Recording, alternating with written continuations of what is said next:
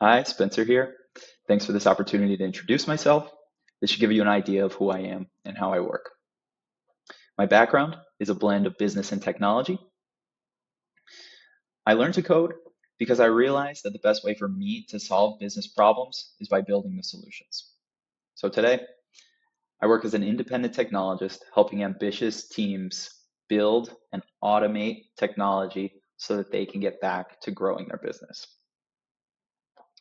All right, I'll share a quick story because it's just easier than listing off a bunch of tools that you can read from my resume.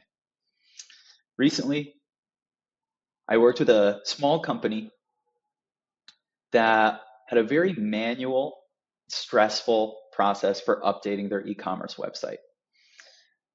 But this team really wasn't low tech. They were actually using AI agents to generate landing pages that they could use for marketing. But once it produced that code, the AI had nothing to do with it. It had to be handed off to a human to kind of just muscle through all of the manual server updates to then deploy. So what they really needed was what we call continuous integration, or CI/CD. And I built them a pipeline that no matter what kind of code, what kind of files they need to add to the website, images, HTML, CSS, even PHP or SQL scripts, which are very important if you need to update your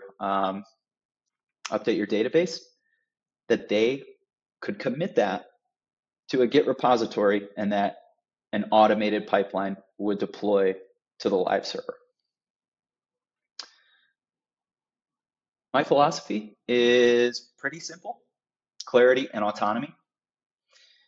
Clarity means I communicate clearly and I document everything, so you always know what's going on. And autonomy means I'm a self-starter. You point me at the issue, and I get it done without needing constant oversight. And ultimately, I really just love working with founders and small teams to untangle their technical issues so that they can move faster.